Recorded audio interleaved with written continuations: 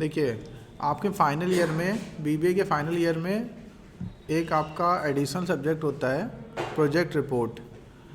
Project report बनता है comparative analysis पे। इसमें आपको कंपैरेटिव एनालिसिस करनी है। कंपैरेटिव एनालिसिस किस पे करनी है? किसी एक सेक्टर की दो बड़ी कंपनियों के बीच में कंपैरेटिव एनालिसिस करनी है। जो आपका 4 सेमेस्टर में रिपोर्ट आपने बनाई होगी, उसमें क्या था कि आपको किसी एक कंपनी में जाके काम करना होता है 45 डे का, और वहाँ से उस पर्टिकुलर कंपनी के ऊपर आपको रिपोर्ट बनानी होती है, एक सिंगल कंपनी के ऊपर। यहाँ पे आपको जो रिपोर्ट बनानी है वो एक सिंगल सेक्टर की दो कंपनियों के बीच में कंपैरेटिव एनालिसिस करनी है। तो आपको ये ध्यान रखना है कि पहली बात तो सेक्टर अच्छा खासा हो, कोई काम का सेक्टर हो। दूसरी बात, जो कंपनियां हों वो भी उस सेक्टर की कुछ दिग्गज कंपनियां हों।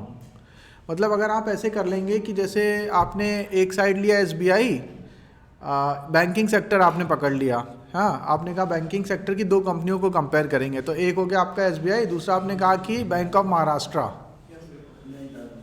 तो ये नहीं बनेगा, ठीक है। या कोई कोऑपरेटिव बैंक ले लिया मोहल्ले का अपने, तो नहीं बनेगा। सेम सेक्टर की दो बड़ी कंपनियां हो, कंपनियां लगभग एक साइज की हो, जैसे एचडीएफसी और आईसीआईसीआई, इनका हो सकता है। जैसे अच्छा, एसबीआई और एचडीएफसी का भी नहीं बनता है वैसे तो। क्यों? क्योंकि कायदे से देखा जाए एक पीएसयू है, एक प्राइवेट है, तो दोनों का काम करने का तरीका, दोनों का पीई, दोनों की वैल्यूएशन में बहुत ज़मीन आसमान का अंतर होगा। तो ज़्यादा अच्छा होगा कि आप सेम तरह की, मतलब एप्पल टू एप्पल कंपैरिजन करें। तो एप्पल टू एप्पल कंपैरिजन का क्या मतलब हुआ कि जैसे अगर आपको करना है तो पीएनबी बीओबी कर लो, दोनों पीएसयू है, ठीक है। एचडीएफसी आईसीआईसीआई कर लो, ठीक है, दोनों प्राइवेट हैं, एक ही लगभग बराबरी कंपनियां, एक ही जैसी हैं। एक्सिस बैंक को कर दिया कंपेयर कोटक से, ऐसे भी कर सकते हैं। फिर अगर और नीचे आ रहे हैं, अब जैसे कोई कर दे यस बैंक को एचडीएफसी से कंपेयर, तो नहीं बनेगा, ठीक है, क्योंकि यस बैंक बहुत छोटा बैंक हो गया, तो उसको आप उसी साइज के बैंक के साथ कंपेयर करेंगे। ये आपको ध्यान रखना है, कंपैरिजन एप्पल टू एप्पल होना चाहिए। एक और एग्जांपल आपको बताते हैं ताकि आपको और क्लैरिटी रहे। जैसे फॉर एग्जांपल आपने ऑटोमोबाइल सेक्टर उठाया, तो ऑटोमोबाइल सेक्टर में आपने क्या किया, हम कंपेयर करने जा रहे हैं BMW को मारुति से, मारुति सुजुकी से साथ कंपैरिजन करेंगे, ठीक है। तो नहीं, आपको अगर सुजुकी को कंपेयर करना है तो हुंडई के साथ करो, लगभग एक ही जैसे मार्केट कैपिटलाइजेशन है, गाड़ियां भी उनकी खूब हैं, सेगमेंट भी ठीक है, तो वो कंपैरिजन हो जाएगा। तो एक जैसी जो गाड़ियां बनाती है, जैसे टाटा को महिंद्रा के साथ कर सकते हो, वो एक ही जैसे सेगमेंट की गाड़ियां बनाते हैं, दोनों का फोकस एसयूवी पे है, हाँ, दोनों इंडियन कंपनी है, और सुजुकी और हुंडई दोनों बाहर की कंपनियां हैं, वैसे भी बन जाएगा। तो इस तरह से ध्यान रखिएगा जब भी आप बनाएंगे। जैसे टू व्हीलर में कंपेयर कर रहे हैं, तो टू व्हीलर में आप लगभग बराबरी साइज की कंपनी है, किसी को, हाँ, जैसे रॉयल एनफील्ड, तो अब देखो ये रॉयल एनफील्ड तो हो गया, पर्टिकुलर ब्रांड हो गया, तो आयशर मोटर्स की पेरेंट कंपनी। तो यहाँ पे आपको ये भी ध्यान रखना है, ये भी गलती होती है जब आप लोग क्या करते हैं, लास्ट मोमेंट पे प्रॉब्लम आती है। लोग क्या करते हैं कि ब्रांड कंपेयर कर देते हैं, प्रोडक्ट कंपेयर कर देते हैं। प्रोडक्ट नहीं कंपेयर करना है, यानी कि अगर आप बुलेट को कंपेयर कर देंगे जावा के साथ तो नहीं बनेगा। आपको क्या करना है, आयशर मोटर को कंपेयर करना है कोई दूसरी टू व्हीलर कंपनी से जो कि 350 500 सीसी की बाइक्स बनाती है, उस कैटेगरी की कंपनी के साथ कंपेयर करना है। ये तो मतलब आपको प्रोडक्ट कंपेयर नहीं करना है। बहुत लोग क्या करते हैं कि प्रोडक्ट कंपेयर कर देते हैं, जैसे कुछ लोग बनाते हैं सैमसंग गैलेक्सी वर्सेस एप्पल। नहीं, एप्पल के साथ आप, मतलब एप्पल इंक एक कंपनी है, तो आप कंपनी को फिर कंपनी के साथ प्रोडक्ट कंपेयर करेंगे, ठीक है। प्रोडक्ट कंपेरिजन नहीं है यहाँ पे। तो इससे क्या होता है, जो सारी चीज़ें मैं आपको बता रहा हूँ, इसलिए मैं लेक्चर रिकॉर्ड कर रहा हूँ, रिकॉर्डिंग में भेज दूंगा ग्रुप में। क्योंकि होता क्या है, लास्ट मोमेंट तक बच्चे टॉपिक ही गलत ले लेते हैं। किटकैट को कैडबरीज से कंपेयर कर दिया, तो किटकैट कैडबरीज का कंपेरिजन नहीं होगा। कैडबरीज, हाँ, नेस्ले कंपनी है, नेस्ले का प्रोडक्ट है किटकैट, ठीक है। तो आपको कंपनियों का कंपेरिजन करना है, प्रोडक्ट का कंपेरिजन नहीं करना है। फिर से मैं बता रहा हूँ, लक्स को गोदरेज नंबर 1 से कंपेयर नहीं करना है। हाँ, आईटीसी और एचयूएल को कंपेयर कर सकते हैं, राइट। अच्छा, आप देखिए इसमें और क्या लिखा हुआ है, ध्यान से सुनिएगा। आगे बात करने जा रहे हैं गाइडलाइंस और प्रॉपर हम एक एक पॉइंट आपको एक्सप्लेन कर रहे हैं, क्योंकि ऐसे आप पढ़ोगे भी नहीं, तो मैं आप लोगों के लिए पढ़ देता हूँ। The report should be any two big companies of one industry, same sector या सेम इंडस्ट्री की दो बड़ी कंपनी, जैसे सीमेंट इंडस्ट्री की दो बड़ी कंपनी कौन, एसीसी एंड अंबुजा। वो अलग बात है कि दोनों अडानी के पास हैं, ठीक है, दोनों का मालिकाना समय अडानी ग्रुप के पास है। A student has to intimate the topic of the project name to the internal guide. अभी हम आपके साथ एक इंटरनल गाइड की लिस्ट शेयर करेंगे और एक आपके पास एक गूगल फॉर्म भी आ जाएगा। उस गूगल फॉर्म में आपको अपना टॉपिक भर देना है, आपका नाम लिखा होगा, फादर्स नेम लिखा होगा, मोस्ट प्रॉब्ली कॉन्टेक्ट नंबर अगर हो पाएगा तो वो भी लिख देंगे, वो लिखा होगा। उसके आगे आपको अपना टॉपिक का नाम भर देना है और वहीं पे आपके गाइड का नाम भी होगा। आपको अपने गाइड से बात करनी है अगर कोई फर्दर गाइडेंस चाहिए। बाकी मेरे से कभी किसी को कोई गाइडेंस चाहिए तो कभी भी आके बात कर सकते हैं। Report should be based on secondary data, ये बोल्ड में लिखा हुआ है, यानी कि आपने अभी तक जो रिपोर्ट बनाई है 4 सेमेस्टर में वो प्राइमरी डेटा पे होती है। यानी आप क्वेश्चनर भरवाते हैं, लगभग 100 लोगों का सैंपल साइज रहता था, हम एक क्वेश्चनर भराते थे, क्वेश्चनर भराने के बाद फिर उसके ऊपर एनालिसिस करते थे, हर एक क्वेश्चन का एनालिसिस करते थे। तो हम लोग pie chart, bar chart, line chart बनाते थे, फिर हर एक क्वेश्चन का कंक्लूजन निकालते थे, फिर फाइनल कंक्लूजन निकालते थे, यानी कि आरएम पूरा यूज़ होता था, ठीक है, रिसर्च मैथोडोलॉजी का इस्तेमाल होता था प्रॉपर। इसमें भी होगा, लेकिन इसमें आपको डेटा जो है वो सेकेंडरी रखना है, प्राइमरी डेटा नहीं रहेगा, सेकेंडरी डेटा रहेगा। सेकेंडरी डेटा का क्या मतलब, आपको किसी से क्वेश्चनर नहीं भरवाना है, ऑलरेडी जो इन्फॉर्मेशन पब्लिक डोमेन में अवेलेबल है उसी का इस्तेमाल करना है। यानी कि आप गूगल पे सर्च कर सकते हैं, डिफरेंट वेबसाइट पे जा सकते हैं, मैगजीन्स पे जा सकते हैं, अलग अलग जो आप सोर्स हैं वहाँ से निकाल सकते हैं। और जो भी टॉपिक आप फाइनल करें उससे एक काम आपको सबसे पहले करना है। सबसे पहले तो आपको टॉपिक फाइनल करना है अपना। टॉपिक का नाम जैसे ही आपका फाइनल होगा उसके बाद आपको करना है कि उस पर्टिकुलर टॉपिक पे ऑलरेडी लिटरेचर रिव्यू, मतलब ऑलरेडी जिन लोगों ने पेपर्स लिख रखे हैं उनके पेपर्स निकाल लो, कम से कम 4 पेपर निकाल लो, उसको अच्छे से पढ़ लो और पढ़ने के बाद उसको एनेक्सर में लगा लो प्रिंट आउट लेके, वो आगे आपके एनेक्सर में काम आएंगे। उससे आपको आइडिया लग जाएगा कि ऑलरेडी क्या क्या स्टडी करी जा चुकी है इस टॉपिक के ऊपर, तो आपको पूरा एक बैकग्राउंड पता चल जाएगा। तो आप जो गलतियां बेसिक होती हैं वो सब चीज़ें नहीं होंगी, मिस्टेक्स नहीं होंगी, आपको डीप अंडरस्टैंडिंग मिल जाएगी उस पर्टिकुलर इंडस्ट्री की और उन कंपनियों के बारे में। फिर आप जब रिसर्च करोगे तो आपका काम बहुत आसान हो जाएगा। सबसे पहले टॉपिक फाइनलाइज करना है, जब आपका टॉपिक फाइनल हो जाएगा तो आपको उसी के रिलेटेड पेपर्स डाउनलोड कर लेने हैं। 4 पेपर डाउनलोड कर लीजिएगा, चारों को पढ़ लीजिएगा, वो आपके एनेक्सर में लगाने के काम आ जाएंगे और उससे आपकी पूरी रिपोर्ट बहुत आसानी से बन जाएगी। ICICI HDFC सबने ले लिया, तो कोशिश करिएगा अलग डिफरेंट टॉपिक हो। एक आध किसी का कोइंसाइड कर लिया तो बहुत ज़्यादा मैटर नहीं करता है, लेकिन हमें यूनिवर्सिटी की गाइडलाइन के हिसाब से अलग अलग टॉपिक पे काम करना है। सबको डिफरेंट थोड़ा डिफरेंट टॉपिक होना चाहिए, ठीक है। फिर उसके बाद आगे क्या कह रहा है, सबसे पहले शुरुआत क्या होगी, तो जैसे ही आपने प्रोजेक्ट का नाम फाइनल किया, अपने रिसर्च रिपोर्ट का नाम, अपने टॉपिक का नाम फाइनल किया, उसके बाद आप सबसे पहले क्या करेंगे, उस इंडस्ट्री के बारे में सर्च करेंगे, उस इंडस्ट्री की पूरी हिस्ट्री निकाल लीजिए। सॉफ्ट कॉपी पर बनाना है, सारा काम सॉफ्ट कॉपी करेंगे। आखिरी में जब पूरी सॉफ्ट कॉपी रेडी हो जाएगी, गाइड को चेक करा लेंगे तो उसको हैंड रिटन कर देंगे। तो सॉफ्ट कॉपी में सबसे पहले आपको क्या करना है, सबसे पहले इंडस्ट्री के बारे में ढूंढ लेना है। वो आपने कॉपी पेस्ट करके एक जगह प्रॉपर बना लिए, पॉइंट्स बना लिए, पैराग्राफ बना लिए, और कि बस अब ये उठा के सीधे फाइनल कर देना है, लिख देना है, ठीक है। फिर देन कंपनी फर्स्ट, उसका पूरा हिस्ट्री निकाल लिया, कैसे स्टार्ट हुई थी, कहाँ पे डील करती है, क्या प्रोडक्ट्स हैं, क्या सर्विसेज है, सारी चीज़ें उसकी निकाली। बोर्ड ऑफ डायरेक्टर्स कौन कौन है, टॉप मैनेजमेंट कौन है, ये सब सारी की सारी उसकी जो चीज़ें आपको मिल सकती हैं सारी की सारी चीज़ें आपने निकाल ली, कंपनी 1 एंड कंपनी 2। तो ये आपका शुरुआत का प्राइमा फेसिस काम हो गया कि आपको इंडस्ट्री के बारे में पूरी रिसर्च कर लेनी है, पेपर्स डाउनलोड कर लेने हैं, देन कंपनी 1 एंड कंपनी 2 के बारे में पूरी डिटेल निकाल के एक सॉफ्ट कॉपी तैयार कर लेनी है, और उस कॉपी को गाइड को टाइम टू टाइम दिखाते रहना है। उनको जो भी सजेशन आपको देना होगा आपको दे लेंगे। पूरी रिपोर्ट पहले सॉफ्ट कॉपी में बनाएंगे।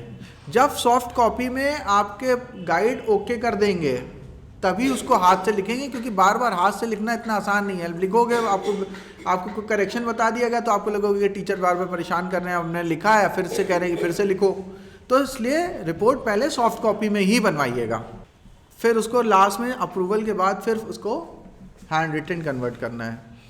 आगे अगला क्या पॉइंट दिया है कि जो आपका है वो मिनिमम कोशिश करिएगा कि 60 पेजेस हों, ठीक है, जिसमें फ्रंट पेज, एनेक्जर्स, इन सब पे नंबरिंग नहीं डाली जाती है। बहुत लोग क्वेश्चनर पे भी नंबरिंग डाल देते हैं, बहुत लोग इंडेक्स पे भी नंबरिंग डाल देते हैं, फ्रंट वाले पेज पे भी नंबरिंग कर दी। तो ये करना क्या है, ये सब चीज़ें, ये सारे के सारे जो आपको प्रिंट आउट्स हैं ये बाद में निकालने हैं। नंबरिंग डाल के पूरी रिपोर्ट तैयार कर लीजिएगा, और उसके बाद जो आखिरी के जो पेजेस हैं, एनेक्जर्स हैं, ये है, उसको अलग से आपको प्रिंट आउट लेना है, वो प्रिंट आउट लगेगा उस पर। अंदर की रिपोर्ट हैंड रिटन होगी। तो 60 पेजेस होने चाहिए मिनिमम, इससे कम होंगे तो एक्सेप्ट नहीं करी जाएगी। A4 शीट पे आपको लिखना है, लाइन वाइन कुछ नहीं खींचना है, मार्जिन वार्जिन ज़्यादा बनाने की ज़रूरत नहीं है, मार्जिन किसी को बनाना तो बना ले, वैसे लाइन नहीं खींचनी है, ठीक है। आपको A4 शीट पे लिखना है, एक ही साइड लिखना है, सिर्फ पीछे की तरफ नहीं लिखना है, एक साइड लिखना है। फिर आगे लिया है कि no two projects can be same, ये ध्यान रखिएगा कि ज़्यादा आपस में मैच ना करें। और जब वो आप अपनी रिपोर्ट बना रहे होंगे तो अपने गाइड के और डिपार्टमेंट हेड के टच में रहेंगे आप। ये इम्पोर्टेंट डेट्स हैं, ठीक है। 10 मार्च तक आपको अपना टॉपिक सबमिट कर देना है। मोस्ट प्रोबेबली आपको गूगल फॉर्म शेयर कर दिया जाएगा आजकल में, उसी में जाके आपको टॉपिक सबमिट कर देना है, ठीक है। और टॉपिक अप्रूवल 25 मार्च तक हो जाएगा। जब तक अप्रूवल होता है तब तक आप अपना काम शुरू कर दीजिएगा, हाँ, क्योंकि वो जो आप गूगल शीट देखेंगे उसमें आपको दिख जाएगा कि टॉपिक को मतलब सेम तो नहीं हो रहे हैं, तो आपको दिख जाएगा, तो उस हिसाब से अपना काम स्टार्ट कर सकते हैं।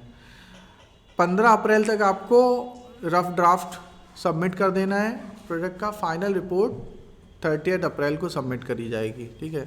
उसके बाद अगर आप सबमिट करते हैं देन फाइन इम्पोज किया जाएगा। फिर ये क्या है, कवर पेज प्रोजेक्ट का है, ये 2 पार्ट में आ रहा है। इसको मैं सिंगल पार्ट पे दिखाता हूँ, 1 मिनट आपको, थोड़ा छोटा करके। ये एक सिंगल पेज ऐसे बनेगा, ठीक है, ठीक है, एक सिंगल पेज पे आएगा, इसका प्रिंट आउट लगेगा। ये पेज हैंड रिटन नहीं होगा, इसको आप, ये मैंने इसीलिए आपको MS वर्ड फॉर्मेट में भेजा है, पहले PDF में भेजा था, तो PDF में आप एडिट नहीं कर पाएंगे, तो ये आपको MS वर्ड फॉर्मेट में इसलिए भेजा है कि इसको आप एडिट कर लें, और एक कोई जो जिसका डिज़ाइनिंग अच्छा हो तो इसका अगर और बढ़िया बना सकता है कोई डिज़ाइन इस फ्रंट पेज का, तो वो बना के एक बार मेरे से फाइनल करा लेना, तो हम वही डाल देंगे। तो उसी में बस आपको अपना क्या करना है, टॉपिक का नाम भरना है, अपना नाम भरना है, गाइड का नाम भरना है, और रेडी हो जाएगा, प्रिंट ले लेना है। तो ये प्रिंट लगेगा, फ्रंट पेज का प्रिंट लगेगा। इसके बाद यहाँ तक किसी का कोई डाउट, कोई क्वेश्चन? फ्रंट पेज जो है वो आपका हैंड रिटन नहीं होगा।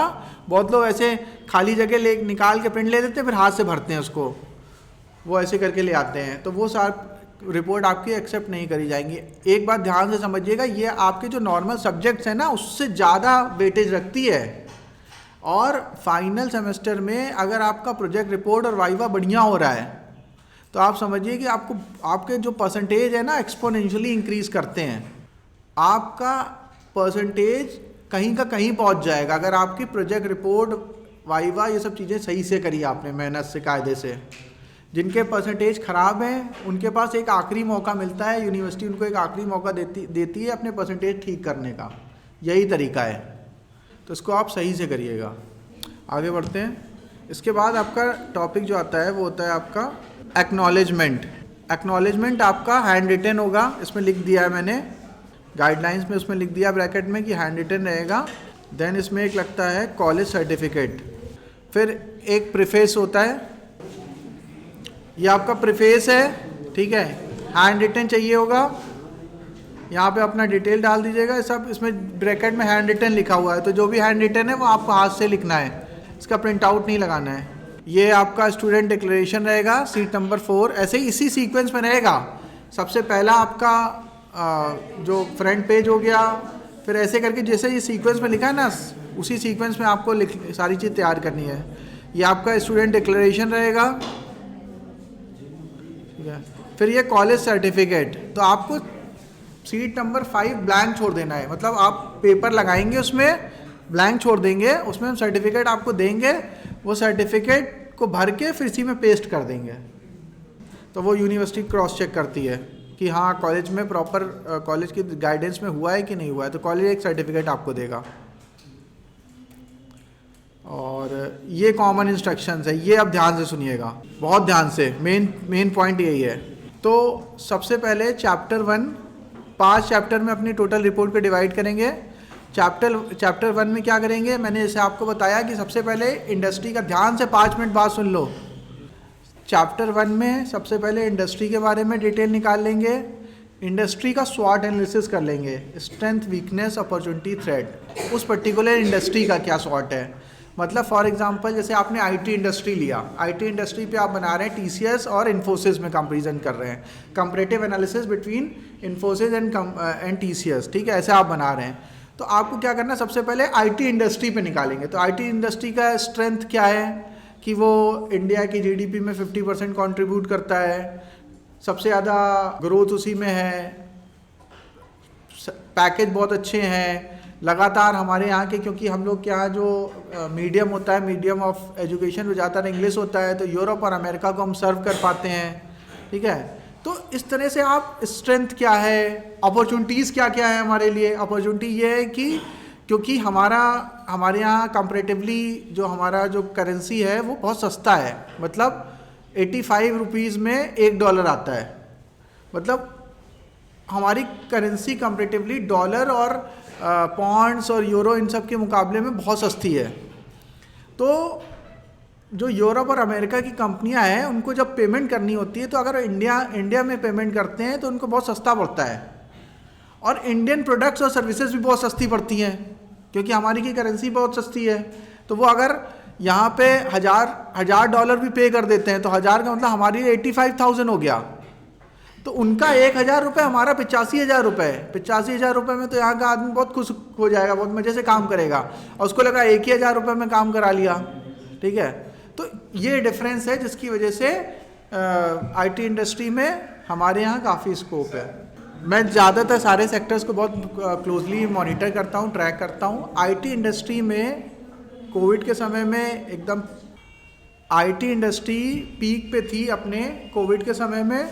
उसके बाद क्या हुआ कि जैसे ही लॉकडाउन ओपन हुआ तो वापस सारे लोग वही ट्रेडिशनल ढर्रे पे आ गए। तो जब तक लॉकडाउन चल रहा था तब तक आईटी सर्विसेज, आईटी सॉफ्टवेयर की बहुत ज़्यादा डिमांड थी। लोगों को ये लग रहा था कि अब कभी वापस खुलेगा ही नहीं, सब कुछ सॉफ्टवेयर के थ्रू ही होगा। लेकिन वापस जैसे ही आया सबने कहा ये सब हटाओ, इससे कुछ नहीं हो रहा, क्लास कुछ नहीं चल रही है, सब ऑनलाइन बस लॉगिन करके छोड़ देते हैं, पढ़ता वढ़ता कुछ नहीं है। इंडिया जब तक क्लास में नहीं आएंगे तब तक कुछ नहीं हो पाएगा। तो सारी चीज़ें, बायजूस देखो उस समय कितनी वैल्यूएशन थी, हाँ, बाकी सारी कंपनियों की कितनी वैल्यूएशन थी, सारे जितने भी टेक बेस्ड स्टार्टअप्स थे वो सब एकदम ज़मीन पे आ गई, क्योंकि वापस जब फिजिकल फॉर्म में सारी चीज़ें हो गई तो नॉर्मल जो जैसा ट्रेडिशनल वे में चलता था वैसा ही चलने लगा। तो इससे क्या हुआ, एकदम से आईटी सेक्टर में स्लो डाउन आ गया, जो बहुत पीक पे पहुंच गया था उसमें करेक्शन आया। अब कोई चीज़ बहुत महंगी हो जाएगी तो उसमें प्रॉफिट बुकिंग आती है, ठीक है। तो प्रॉफिट बुकिंग आ गई, हाँ, तो प्रॉफिट बुकिंग की आ गई, उसने बॉटम बनाया, बॉटम के बाद फिर से वापस अब रिवाइव कर रही है, धीरे धीरे चीज़ें ठीक हो रही हैं, ठीक है। आईटी के जो प्राइस कोविड के समय में हाई बनाए थे अब लगभग उसी के आसपास फिर से पहुंच रहे हैं। स्टॉक मार्केट क्या करता है, फ्यूचर को पहले से डिस्काउंट कर लेता है और उसके हिसाब से बिहेव करता है। तो अगर वापस आईटी के स्टॉक्स प्राइस वापस अच्छे ऊपर की तरफ जा रहे हैं तो इसका मतलब ये है कि धीरे धीरे चीज़ें ठीक हो रही हैं। अदरवाइज कभी भी मार्केट किसी चीज़ को प्राइस तभी देता है जब आने वाले समय में उसमें पैसा बनेगा, उसमें ग्रोथ आएगी, उसमें प्रॉफिट जनरेट होगा, तभी उसका प्राइस बढ़ता है। और ये पहले से ही हो जाता है, मतलब मार्केट हर चीज़ को पहले से डिस्काउंट कर देता है। जैसे फॉर एग्जांपल अभी इस समय मार्केट जो है लाइफ टाइम हाई पे पहुंच गया है, तो लाइफ टाइम हाई पे इस समय पहुंचने का कोई मतलब समझ में नहीं आ रहा है, क्योंकि अभी विद इन ईयर इलेक्शन होने हैं। हाँ, यूरोप अमेरिका में भी बहुत ज़्यादा अच्छी चीज़ें नहीं चल रही, मतलब थोड़ा ठीक हुआ है बट लेकिन अभी प्रॉब्लम है, रिसेशन टाइप का ही जैसा चल रहा है। इंडिया में भी कोई बहुत एक्स्ट्रा ऑर्डिनरी चीज़ नहीं हो गई है, तो तब भी मार्केट लाइफ टाइम हाई पे है। तो उसने ये मान लिया है कि पहले से एनडीए फिर से रिपीट कर रहा है फुल मेजॉरिटी से, तो ये डिस्काउंट कर दिया है मार्केट ने, इसलिए वो अपने पीक से नीचे गिर नहीं रहा। अब अगर वापस जीत भी जाएंगे एनडीए वाले, फिर से वापस रिपीट भी करेगी, तो बहुत ज़्यादा रैली बड़ी नहीं आएगी। जैसे 2014 में रैली आई थी लगातार, वो जो रैली आई थी वो रैली अब नहीं आएगी इस बार, क्योंकि वो ऑलरेडी डिस्काउंटेड हो गया है काफ़ी हद तक मार्केट में, ठीक है। और अगर ये नहीं हुआ, कांग्रेस या उसके अलायंस जीतते हैं, तो मार्केट में करेक्शन आएगा, ठीक है। तो ये पहले से है, तो इसको कहते हैं कि मार्केट अब अगर आईटी स्टॉक्स अगर अच्छा कर रहे हैं तो इसका मतलब ये है कि आईटी में चीज़ें बेटर हो रही हैं। हाँ, एक समय में ले ऑफ्स हुए थे, सब कुछ हुआ था, अभी भी उतना अच्छा नहीं हुआ है, लेकिन पिछले साल से बेटर है, ठीक है। कोई और डाउट हो तो बताइए, ठीक है। अब आगे चल के और चीज़ें ठीक होंगी, ठीक है। ये मैं नहीं कह रहा कि एकदम सही हो गया है, ठीक है, बट लेकिन धीरे धीरे चीज़ें ठीक हो रही हैं वापस। तो आपको क्या करना है, ये सारा का सारा स्ट्रेंथ, वीकनेस, अपॉर्चुनिटी, थ्रेट्स ये लिखने हैं इंडस्ट्री के।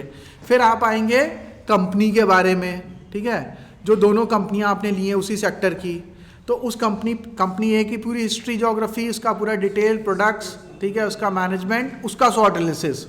देन फिर उसके बाद कंपनी बी पे आ जाएंगे, ठीक है, कंपनी बी पे आ जाएंगे। इसके लिए आपको लगेंगे लगभग 15 पन्ने। शुरुआत के 15 पन्ने चाहिए होंगे आपको इंडस्ट्री के लिए, शॉर्ट एनालिसिस के लिए, फिर आपको 15 पन्ने लगेंगे। अब देखो ये टोटल 30 पन्ने हैं। इसमें ऐसा करिएगा कि खाली इंडस्ट्री के बारे में लिखने में 15 पन्ने नहीं लगेंगे, वो 7 पन्ने में, 6 पन्ने में समेट देना।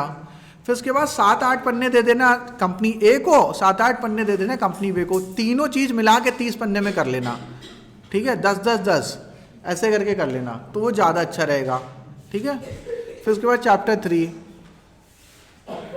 अब इन पर जो कंपैरिजन होगा वो किस मेन चीज़ अब आएगी रिपोर्ट में, जो आपको करना है, जो ये अब आपको रिसर्च करनी पड़ेगी, यहाँ पे आगे रिसर्च करनी पड़ेगी। Comparison of 2 big firm that is companies of the same industry on the following topics, any one. पहले हम लोग क्या करते थे, इन चारों पॉइंट्स पे मैंडेटरी कंपैरिजन कराते थे। लास्ट ईयर से हम लोग ने क्या कर दिया, आपकी सुविधा के लिए सिर्फ एक पे करना है, ठीक है। अगर कोई चारों पे करना चाहे उसका स्वागत है, ठीक है, कर लीजिए, कोई मनाही नहीं है, लेकिन मिनिमम एक पे कंपैरिजन आपको करना है। कंपैरिजन कैसे करेंगे, जैसे फाइनेंशियल इफेक्टिवनेस पे करा कंपैरिजन, ध्यान से सुन लो पहले अभी, ताकि आप सही से कर पाएँ। गलत रिपोर्ट आएगी, हम प्री यूनिवर्सिटी वाइवा होगा, आपकी रिपोर्ट काट के वापस कर दी जाएगी, फिर मत कहिएगा कि ऐसा ट्रीटमेंट हुआ है, वापस कर दी गई, हमें फिर से लिखनी पड़ रही है। अभी बहुत ध्यान से सुन लीजिए, फाइनेंशियल इफेक्टिवनेस में अगर आपको कंपैरिजन करनी है तो फिर कैसे करेंगे, क्या क्या पॉइंट्स हो सकते हैं। तो आपको सबसे पहले क्या करना होगा, दोनों कंपनियों की बैलेंस शीट निकालनी है। कौन कौन से पॉइंट्स हैं ये आप नोट कर लो अभी के अभी।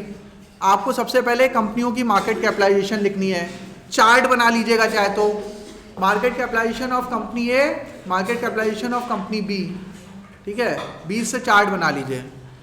फिर टर्नओवर, कंपनी ए का टर्नओवर, कंपनी बी का टर्नओवर। देन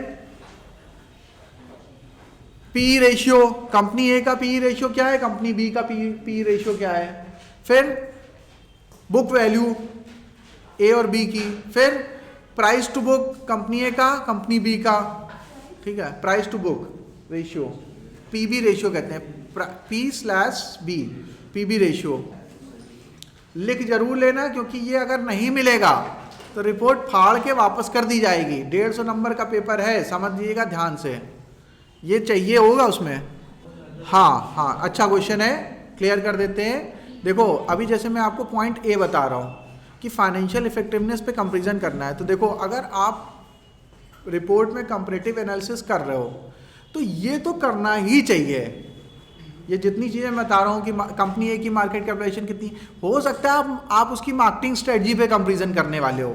मेन एम्फेसिस आपका जैसे एमबीए आप करते हैं तो उसमें स्पेशलाइजेशन लेते हैं कि एचआर लेनी है, ठीक है, कि मार्केटिंग लेनी है, कि फाइनेंस लेना है, कोई एक ले लो। ये नहीं कहते हैं कि नहीं फाइनेंस में भी एमबीए कर रहे हैं, मार्केटिंग में भी कर रहे हैं, एचआर में भी कर रहे हैं, सब पे नहीं करना होता है।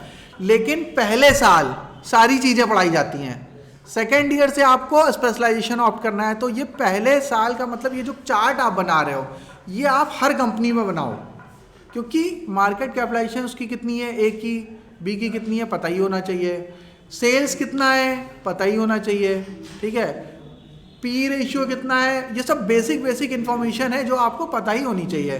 भले आप कर रहे हो मार्केटिंग स्ट्रेटजी के ऊपर कंपैरिजन करने वाले हो, एचआर स्ट्रेटजी के ऊपर करने वाले हो, सेल्स स्ट्रेटजी के ऊपर करने वाले हो, लेकिन ये जरूर लिखो, ये चार्ट होना चाहिए।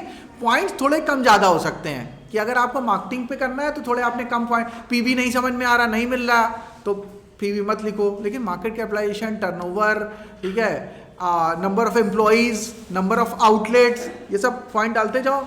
नंबर ऑफ आउटलेट्स, अगर कोई मैन्युफैक्चरिंग फर्म है, नंबर ऑफ एम्प्लॉइज कितने हैं उसके, ये सब बेसिक इंफॉर्मेशन है जो कि जरूर होगी, चाहे आप इन चारों पॉइंट्स में कुछ भी कर रहे हो। ये चार्ट पहले आपको लगाना पड़ेगा, जहां से आप कंपैरेटिव एनालिसिस स्टार्ट करेंगे वहां पे आपको सारे पॉइंट्स कंपेयर करने पड़ेंगे। ये मेन पॉइंट्स आपको कंपेयर करके लिखने होंगे। अब जैसे कोई बैंकिंग कंपनी का कंपैरिजन कर रहे हैं तो number of branches, number of ATMs, number of saving accounts, ये सब तो होने ही चाहिए, भले आप उसकी मार्केटिंग स्ट्रेटजी के ऊपर कंपैरिजन करने वाले हो, ठीक है। फिर आगे आप लिख सकते हो इसमें डेट टू इक्विटी रेशियो, ठीक है, यानी इसके ऊपर कितना डेट है, उसके ऊपर कितना डेट है। हाँ, स्टॉक प्राइस का तो पूरा चार्ट बनेगा, वो तो जब आप कंपनी के बारे में लिखोगे, कंपनी ए और कंपनी बी के बारे में, तो उसका स्टॉक प्राइस का पिछले 5-10 साल का पूरा ग्राफ ही लगा दीजिएगा, प्रिंट करके लगा दीजिएगा। इसको पॉइंट को नोट कर लो, ठीक है, कि आपको 5 या 10 साल का जितना भी मिल जाए। अब जैसे कोई जोमेटो के ऊपर कर रहा है तो जोमेटो का भी 2-3 साल का मिलेगा। ज़्यादा अगर पुरानी कंपनी है 10 साल का मिल रहा है तो आप 10 साल का लगाओ, 20 साल का मिल रहा है तो 20 साल का लगा दो, उसका पूरा प्रिंट आप स्टॉक प्राइस, उसका ग्राफ, उसका प्रिंट लगा दीजिएगा। वो तो बैलेंस शीट लगेगी ही लगेगी, देखिए दोनों कंपनी की बैलेंस शीट लगेगी नेक्स्ट ईयर में, ध्यान रखिएगा, नोट कर लीजिएगा ये पॉइंट, बैलेंस शीट चाहिए दोनों कंपनियों की, भले आप कुछ भी कर रहे हो। अगर आप कोई भी पॉलिसी पे कंपैरिजन कर रहे हो लेकिन बैलेंस शीट तो दोनों कंपनियों की चाहिए होगी, तो उसमें तो आप पॉइंट मिल जाएंगे आपको। क्वार्टर ऑन क्वार्टर बेसिस पे प्रॉफिट लॉस क्या है, इसने पिछले क्वार्टर में एक साल में कितना प्रॉफिट दिया है, प्रॉफिट लॉस कितना है, बी कंपनी का कितना प्रॉफिट लॉस है, वो सब आपको कंपेयर करना है। कुछ पॉइंट्स और मैं देख लेता हूँ इससे। डिविडेंड यील्ड लिख सकते हैं, बुक वैल्यू लिख सकते हैं, ईपीएस दोनों कंपनियों की ईपीएस कितनी है, आरओई दोनों कंपनी का कितना है, रिटर्न ऑन इक्विटी नहीं साल भर का रहता है, साल अनुसार, ठीक है, डेट कितनी है, डिविडेंड यील्ड बहुत इंपॉर्टेंट है। अगर डिविडेंड यील्ड नहीं है या निगेटिव है, मतलब नहीं है तो मतलब कंपनी डिविडेंड नहीं देती है। पी रेशियो ज़्यादा का मतलब उसकी वैल्यूएशन महंगी है, हाँ ये मतलब महंगी कंपनी है। कौन सी कंपनी है ये, 2.5 लाख करोड़ की मार्केट कैपिटलाइजेशन है और 83 के पीई पे ट्रेड कर रही है और डिविडेंड देती है 0.91%। डेट नहीं है इसके ऊपर, 2.5 लाख करोड़ की कंपनी है, 30 करोड़ का डेट है मात्र। प्रमोटर होल्डिंग 65 है निकाल लिया, नेस्ले ही है, ठीक है। अर्निंग पर शेयर 31 रुपीज़ का है। प्राइस चार्ट यहाँ से मिल जाएगा आपको, ये देखो 5 ईयर का प्राइस चार्ट निकाल देंगे, ये आ गया, इसका प्रिंट आप लिख सकते हैं। पी चार्ट का प्रिंट नहीं चाहिए, प्री चार्ट नहीं चाहिए, हमें सिर्फ प्राइस चार्ट चाहिए। फिर पीयर कंपैरिजन, वैसे तो आप दो में कंपैरिजन कर ही रहे हैं तो फिर पीयर कंपैरिजन की इतनी कोई ज़रूरत नहीं है, ठीक है। जैसे नेस्ले और ब्रिटानिया का कर दिया किसी ने, हाँ। वरुण ब्रिविजेस क्या करती है कंपनी, वरुण ब्रिविजेस पेप्सिको की पेरेंट कंपनी तो पेप्सिको ही है, पेप्सी की, हाँ, इसकी बॉटलिंग वगैरह डिस्ट्रीब्यूशन का सारा काम, मतलब इंडिया में पेप्सी बेचना, बनाना, पेप्सी के दूसरे प्रोडक्ट, लेस, कुरकुरे, नमकीन, ये सब काम कौन करता है, वरुण ब्रिविजेस। और इंडिया में नहीं, इंडिया के आसपास के जितने भी देश हैं सब में पेप्सी का डिस्ट्रीब्यूशन वरुण ब्रिविजेस करती है। पेप्सी का स्टॉक नहीं चल रहा, वरुण ब्रिविजेस का स्टॉक स्काई रॉकेट है, मतलब पिछले 2-3 साल में लगातार ऊपर की तरफ जा रहा है। पेप्सी ने इतने रिटर्न नहीं दिए जितने वरुण ब्रिविजेस ने दे दिए हैं। बहुत अच्छी कंपनी है, जबरदस्त कंपनी है। डेट टू इक्विटी रेशियो आपने लिख ही लिया है। शेयर होल्डिंग पैटर्न्स अगर लगा पाए तो शेयर होल्डिंग पैटर्न का ये ग्राफ, ठीक है, प्रमोटर होल्डिंग कितनी है, पब्लिक, एफआईआई, दोनों कंपनी का, ये कंपनी में लगा सकते हो चाहे तो, ठीक है। जब आप कंपनी के बारे में 10 पेज लिखोगे, 10 page industry, 10 page company 1, 10 page company B, ठीक है, तो वहाँ पे आप लगा सकते हैं। ये स्ट्रेंथ लिमिटेशंस हर एक कंपनी की रूल के लिए, वो तो शॉर्ट एनालिसिस करोगे ही आप, ठीक है, तो शॉर्ट में कवर हो जाएगा। सेल्स आपने लिख ही लिया है। पैट लिखना हो तो लिख लेना, पैट दोनों का कितना है, प्रॉफिट आफ्टर टैक्स कितना आ रहा है, सेल्स आप लिखोगे ही लिखोगे, बैलेंस शीट का आप लगाओगे ही कॉपी एनेक्सर में। ठीक है, मेरे ख्याल से इतना बहुत है। तो ये आपका जो है पॉइंट 3 हो गया। ठीक है, कंक्लूजन 1 से 2 पेज का, पॉइंट नंबर 4। और फिर इसके बाद एनेक्सर्स लगाने हैं। अब देखिए प्रोडक्ट्स की फोटोग्राफ, ध्यान से सुन लो 1 मिनट और, बस 1 मिनट में खत्म कर रहे हैं बात। प्रोडक्ट की फोटोग्राफ, कंपनी के बोर्ड ऑफ डायरेक्टर्स, कोई सेलिब्रिटी, अगर आप किसी का भी कुछ भी लगाना चाहते हो तो जरूरी नहीं है एनेक्सर में लगाओ। आपको लग रहा है जैसे कहीं बीच में जरूरत है, वहां पे लगाने से ज्यादा अच्छा होगा। जैसे आप इंडस्ट्री प्रोफाइल लिख रहे हो, कोई इंडस्ट्री की फोटो लगानी है, वहीं पे लगा दो। आपको कंपनी ए के बारे में लिख रहे हो, कंपनी बी के बारे में लिख रहे हो, तो जैसे आईटीसी लिख रहे हो तो आईटीसी के सारे प्रोडक्ट पहले लगा दो। तो आप कोशिश करो कि अगर आपको कोई लग रहा है रेलेवेंट बढ़िया फोटोग्राफ है आपके पास, आप उसको लगाना चाहते हो, आप शुरुआत में भी लगा सकते हो, जहां मतलब जरूरत है वहीं पे लगा दो। जो एक्स्ट्रा है उनको फिर आप लास्ट में बिब्लियोग्राफी में लगा सकते हो। ठीक है, सॉरी एनेक्सर्स में लगा सकते हो। Thank you very much.